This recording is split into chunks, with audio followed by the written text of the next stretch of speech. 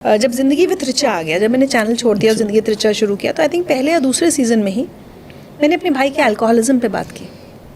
अब क्या होता है, कोई परिवार बताना नहीं चाहता, ठीक है कि आप उनके घर में एक शराबी लड़का या लड़की है, पहले होता है तो उसकी शादी कर दो ठीक हो जाएगा, वो ठीक नहीं होता। Alcoholism is a disease. तो हमने ज़िंदगी लाइफ में अल्कोहलिज्म पे बहुत काम किया था। मेरे पास कहाँ से फ़ोन आए थे कि बेटा तुमको आशीर्वाद है कि तुमने बताया समाज को कि अल्कोहलिज्म एक बीमारी है, इसके लिए रिहैब सेंटर ले जाना चाहिए, ये सब हुआ। मैंने कहा मैं दुनिया से क्यों छुपा रही हूँ कि मेरा अपना भाई, सगा भाई अल्कोहलिक है, और ये भी चीटिंग होगी ना, ये चीटिंग है। हाँ। तो उसके बाद हमने पता है क्या किया, मैंने एक ऐसे बैठ के इंट्रोडक्शन दिया कि आज मैं एक ऐसी कहानी बताने जा रही हूँ अपने परिवार की, और अपने परिवार का डार्क सीक्रेट खोलना आसान नहीं होता, लेकिन मैं इसलिए कर रही हूँ कि मैं चाहती हूँ बहुत सारे और परिवार इससे बच सकें। लेकिन मुझ में हिम्मत नहीं थी अपने भाई कंटिन्यू करने की, क्योंकि जो उसका है डार्क पीरियड वो तो झेला तो मैंने। हाँ। और हर समय विजय जी एक टेंशन ही रहता था, जब फेम आ गई थी थोड़ी थोड़ी, कि अगर ये कुछ भी सड़क पे गड़बड़ कर देगा, अगर इसने नशे में कुछ भी हरकत की तो ये होगा लो रिचा निरुद्ध, ये बड़ा ज्ञान देती है टीवी, ये इनका भाई। हाँ, आप समझ रहे हैं। तो मेरी कॉलीग है फरीन, जिंदगी लाइफ में मेरे साथ ही, मैंने कहा फरीन तुम ऋषु का इंटरव्यू करोगी, यश का। उसने इंटरव्यू किया है। अच्छा, मेरी ना आदत नहीं कभी कि अपना शो प्रमोट करने के लिए जो अपने सेलिब्रिटी पहचान वाले हैं उनसे फेवर मांगूं। मैंने ट्वीट किया कि ये मेरे भाई की कहानी। आपको पता है, मुझे अभी भी याद है स्वानंद ने, मनोज वाजपेयी ने, कई लोगों ने स्पेशली ये लिखा कि पत्रकार दूसरों की दुनिया, दूसरों की जिंदगी की तो बहुत तमाशे बनाते हैं। उसका तो खेलते वो तो उनको खेल लगता है ना। लेकिन अपने परिवार की कहानी सिर्फ इसलिए सामने करना कि अल्कोहलिज्म को लोग पहचाने, ये आसान है। तो मैंने उस टैबू को तोड़ा। ये तो बहुत बड़ा काम है, ये बहुत बड़ा काम है। हम अपने डार्क सीक्रेट्स को मैंने बताया। इसलिए कभी कभी मुझे यूँ भी लगता है कि रिचा ने बहुत सारे लोगों की तकलीफ सुनी। क्या मैं समझ सकता हूँ कि रिचा की तकलीफ सुनने वाला कौन है? क्योंकि तकलीफ का मतलब कोई हाँ। ये नहीं है कि पैसे की कमी है, जो मन की बात है, जो दिल खोलना है। रिचा कब किसके सामने दिल खोलती है? कम खोलती हूँ, लेकिन है मेरे जैसे एक मेरी बिल्कुल बचपन की सहेली है, झांसी में हमारे मकान मालिक हुआ करते थे, वो मोहल्ले वाला कल्चर होता है ना जो, तो मुझे मालूम है। और उसका तो आपको पता है उसका मेरा कैसा है, अगर मैं बहुत परेशान चल रही हूँ, हो गए हफ्ता 10 दिन, उसका मैसेज आ जाएगा ठीक हो ना। हाँ। पता अच्छा ऐसा नहीं कि हम लोग रोज़ बात करते हैं कि भाई हाँ। एक दिन बात नहीं हुई इसलिए फील हो गया, या मैं उसको मैसेज करूँगी तुम ठीक हो, और जब हम मैसेज करते हैं तो उस समय ठीक नहीं होता, कुछ वो अंदर से महसूस होता है, वो होता है। अब मेरी बेटी पिछले 5-6 साल से, आपको पता है मेरी बहुत अच्छी मतलब जिसको राजदार, या अगर मैं परेशान हूँ और मुझे बहुत बहुत सुलझे हुए सोल्यूशंस देगी, वो ये तक कहेगी कि मम्मा अगर आप मेंटली अपसेट चल रही हो, why don't you seek therapy, आप थेरेपिस्ट से बात करो।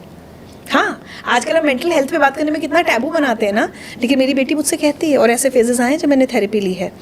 तो मैं अपनी बेटी, मेरी भतीजी, हम लोग बात करते हैं, मेरी माँ, मेरा पति, दोस्तों में ऐसा कोई मेरे बहुत मतलब एक मेरी वो जो बचपन की सहेली है वो है। तो वो तो एक वजह ये भी है कि हाँ। आप जब इस शहर में आई तब तक वो उम्र निकल जाती है जो असली दोस्त होते हैं, मेरे ख्याल से ऐसा मुझे लगता है, क्योंकि हमारे प्रोफेशनल दोस्त वो जगह नहीं ले सकते। कुछ एक दो राखी ब्रदर्स है मेरे, एक संदीप है, अगर जैसे अनुज से झगड़ा हो जाएगा क्योंकि अनुज का दोस्त भी है, तो मैं सारी अनुज की खड़खड़ करना उसको संदीप को बताऊंगी, ऐसे बोल रहा है बताओ, ऐसे बोल रहा है। तो हम लोग बहुत हंसते हैं क्योंकि अनुज भी उससे ही बोलता है क्योंकि उसका दोस्त है। तो मुझे लगता है ऐसे एक दो दोस्त अपने होने चाहिए कि आप कुछ बोल सकें। तो है मेरे पास अपना सपोर्ट सिस्टम है, और अगर कोई बड़ा क्राइसिस होता है तो मैं बिल्कुल खुल के इस बात को कहती हूँ कि हाँ थेरेपी ले लेनी चाहिए अगर आपको लगता है कि आप किसी क्राइसिस से गुजर रहे हैं। मेरा बात कह रही हैं क्योंकि हमारे यहाँ मेंटल हेल्थ भी एक बहुत बड़ा टैबू है। नहीं, मैं आपको उसका रीजन तो मानते ही नहीं मानते होता है कई बार। देखिए क्या होता है विजय जी, हम हर एक को लगता है ना हम सही है, ठीक है, मेरी माँ को भी लगेगा वो सही है, मेरी बेटी को भी लगेगा, मेरे पति, सबको तो लगेगा सब सही है, ऑफिस में बॉस को लगता है वो सही है। हाँ। मैं एक और चीज़ पे आपको आज एक ऐसा देती हूँ कि मुझे लगता है महिलाओं को हेल्प होना चाहिए। मैं मीनोपॉज, अभी मेरा तो 1-2 साल से पेरी मीनोपॉज फेज से गुजर रही थी।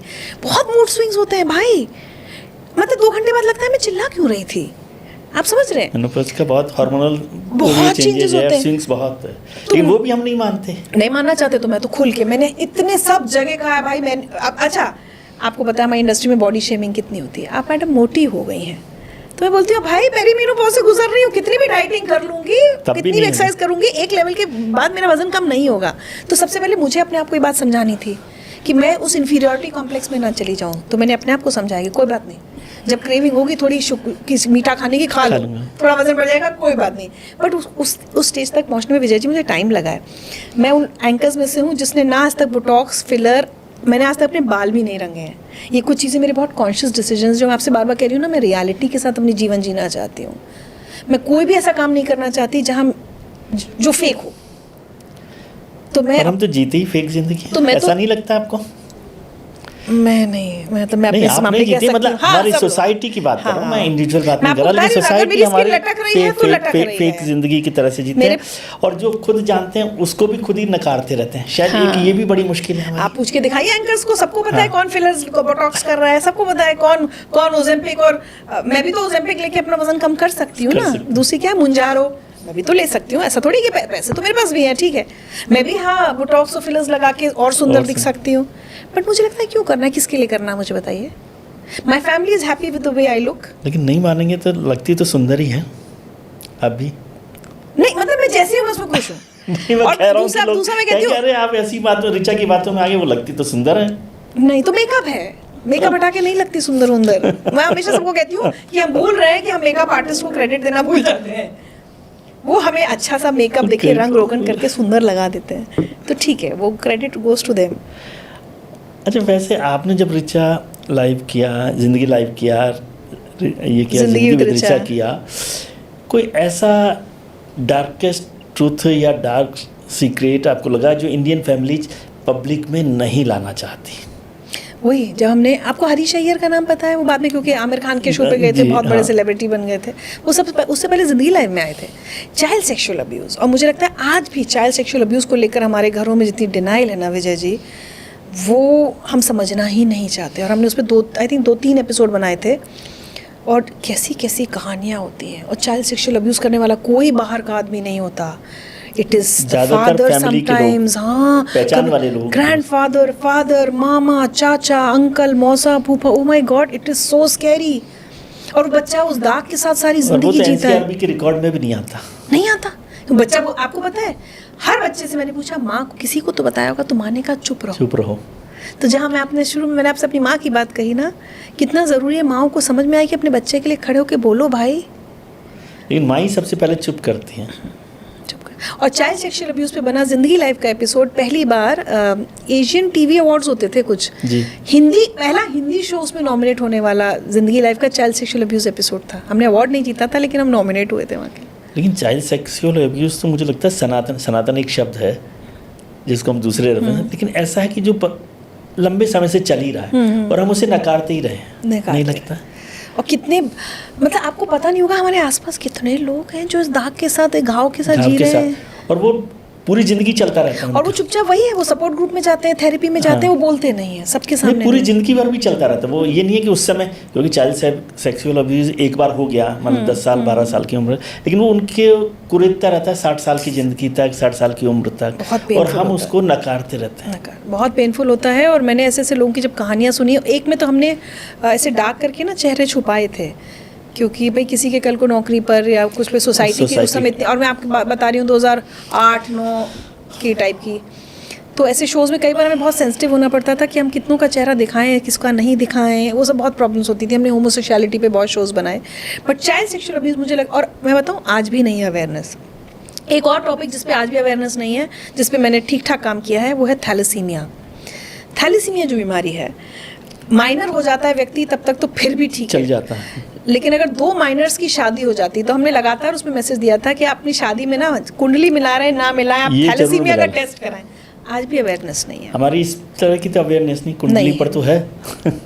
और कुंडली की तो ये है कि जो अवेयर लोग हैं वो कुंडली जरूर मिलाते हैं, वो भी मिला लेते हैं। मुझे उसमें कोई प्रॉब्लम नहीं है, मैं थोड़ा बहुत एस्ट्रोलॉजी में ऑनेस्टली बोलूं, मैं बिलीव मैं कह रहा हूँ करती कि हूँ। जो जरूरी चीज़ है उस पर काम नहीं कर रहे। हाँ। तो अभी मेरे जानने में एक लड़की है, वो अब जब प्रेग्नेंट हुई तब सारे जब टेस्ट हुए तब निकल के आया कि वो थैलेसीमिक माइनर थी सारी जिंदगी से, रास्ता नहीं, उसको पता नहीं था। और मैंने कहा अगर बाई चांस बिना टेस्ट किए तुम्हारी हस्बैंड का भी माइनर होता तो तुम्हारा बच्चा थैलेसीमिक मेजर पैदा हो जाता। लोगों को पता ही नहीं है कि टेस्ट करा लें। हमें भी नहीं पता था हमारे टाइम पे, हमको किसको पता था। अब हम बार बार बताते हैं लोगों को कि भाई टेस्ट करा लो, टेस्ट करा लो।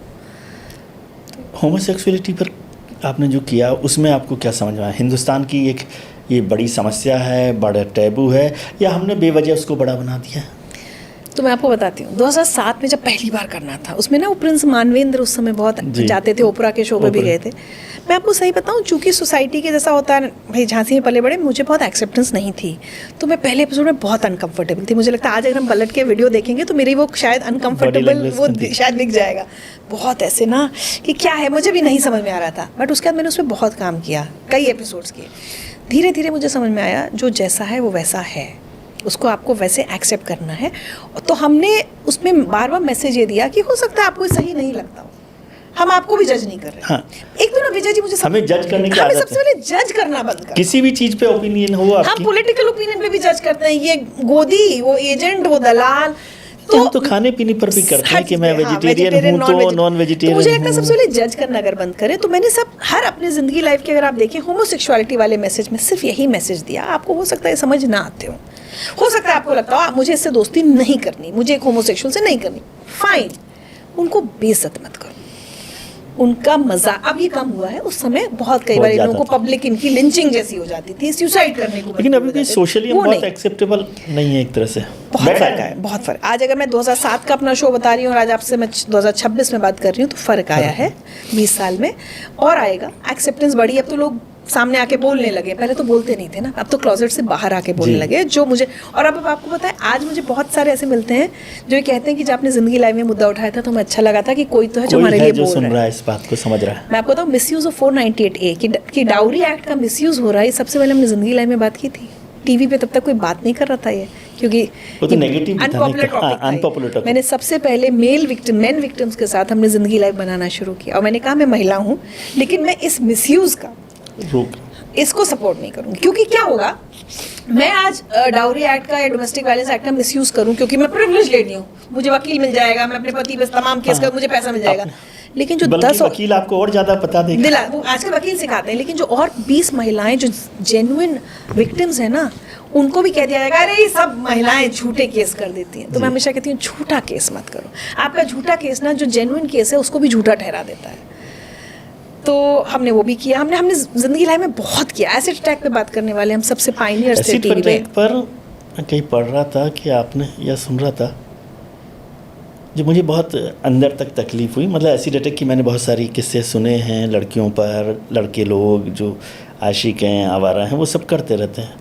लेकिन एक किस्सा ऋचा के रेफरेंस से मैं सुन रहा था कि एक बेटी माँ की गोदी में, वो एसिड अटैक, कुछ बताइए उसको। पिता ने जो मतलब हस्बैंड ने अपनी वाइफ के ऊपर एसिड फेंका, और ये बच्ची नवजात बच्ची थी, 1-2 महीने 6 महीने की रही होगी, तो माँ तो मर गई, पिता जेल चला गया, इसके ऊपर भी एसिड गिर गया, इसके चेहरा पूरा ख़राब हो गया।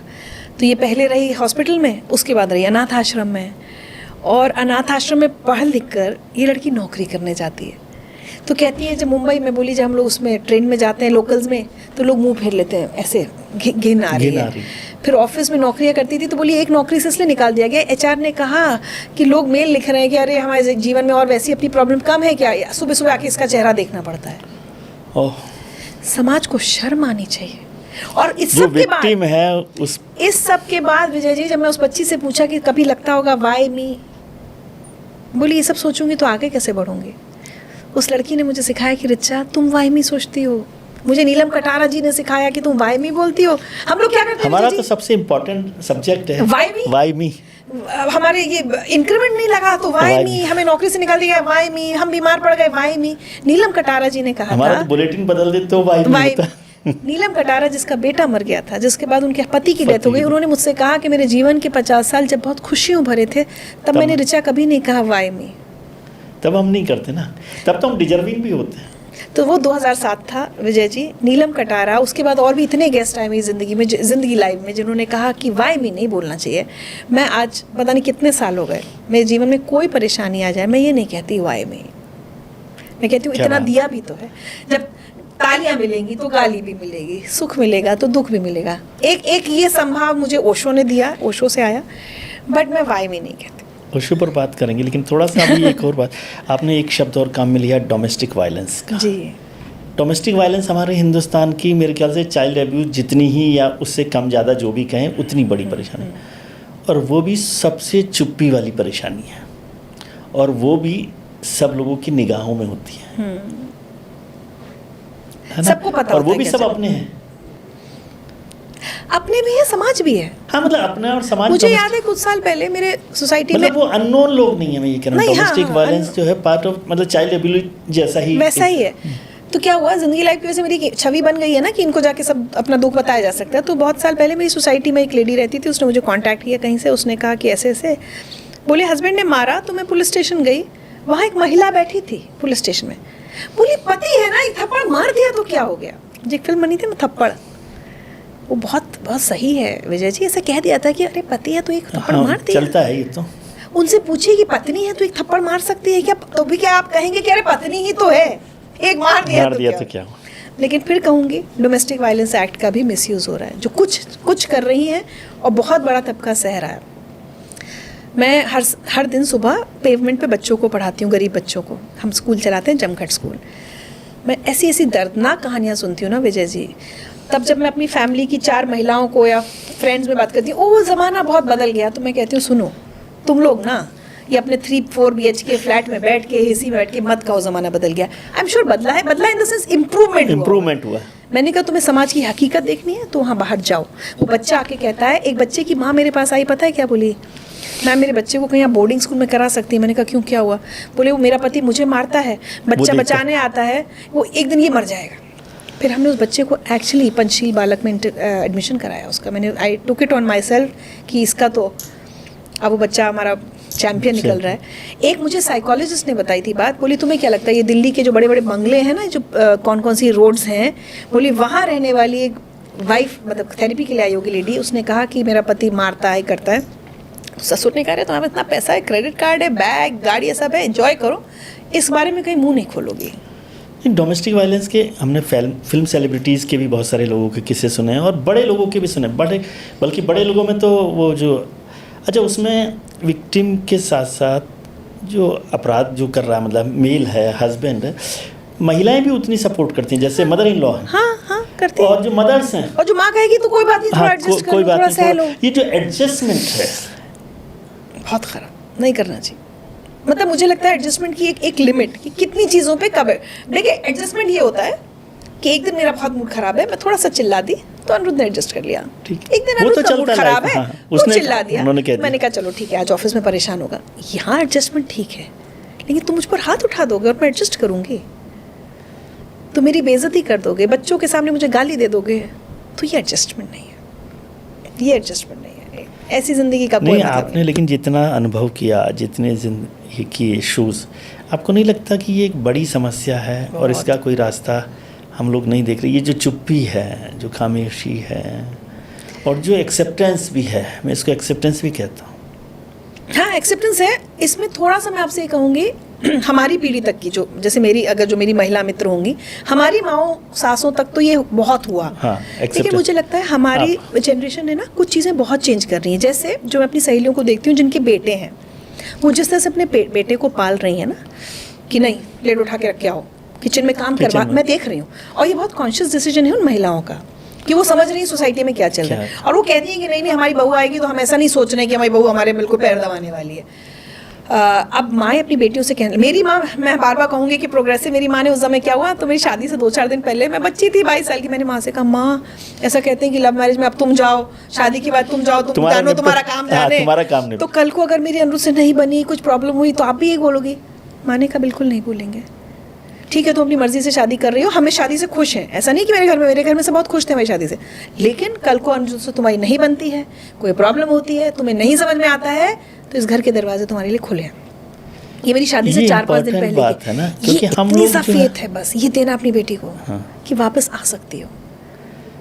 लेकिन हम ये फेथ नहीं देते ना, हम यही बात करते हैं अब ये तुम्हारा घर हो क्या, वहाँ जाओ। हाँ। और पहले तो हम कहते थे वो आरती उठेगी और वो डोली उठेगी, तो मैंने यही तो माँ से पूछा, तो ठीक है मेरी जनरेशन में मेरी माँ जैसे कम थी, अगर आप कर रहे तो वो कहती अब तुम जानो, तुमने किया था ना। तो मैं वही कह रही हूँ ना कि हमारी माँ की जनरेशन में मेरी माँ शायद एक्सेप्शन हो सकती है, लेकिन अब आजकल मुझे लगता है, मतलब एटलीस्ट मैं अपनी सोसाइटी में आसपास तो देख रही हूँ, अब पेरेंट्स अपनी बेटियों को, लेकिन अब देखिए ट्विशा शर्मा का जो केस हुआ, वो भी केस वो कोई गरीब परिवार से नहीं थी ना, वो लोअर मिडिल क्लास से। उसने जब कहा मुझे ले जाओ, तो क्यों नहीं तुरंत अरे ले जाओ, क्यों? उसे कहा जाता है जाओ टिकट खरीदो, लेके बैठो ट्रेन में। मैं अभी जब देखती हूँ ना विजय जी की पेरेंट्स अपनी बेटी को ट्रेन में, मैं 1990 में 15 साल की थी, 16 साल की नहीं होगी, 91-92 की बात है, मैं झांसी से नागपुर, मेरे पेरेंट्स ने मुझे ट्रेन में अकेले भेज दिया था, और जबकि तब बाबरी ना मस्जिद कांड सब हुआ ही हुआ था, तो भोपाल में कर्फ्यू, इधर कर्फ्यू, मैं नाइट ट्रेन से नागपुर चली गई अपनी सहेली के पास। और अभी मैंने रिसेंटली मेरी टीम की कोई लड़की ने कहा कि वो पापा कह रहे हैं वहाँ ऐसे अकेले कैसे जाओगी, तब मैंने उसको एक किस्सा सुनाया, मैंने कहा बेटा डर डर के जियोगी ना तो आगे नहीं बढ़ पाओगे। तो आप सबकी जिम्मेदारी है। मुझे लग रहा है जो माएँ कर रही हैं, हैट्स ऑफ टू यू, सलाम है आपको। जो नहीं कर रही, प्लीज़ अपनी बेटियों को कॉन्फिडेंट बनाना शुरू करना पड़ेगा। हर काम भैया कर देगा, हर काम पापा कर देंगे, पापा छोड़ आएंगे, वो ले आएगा, नहीं।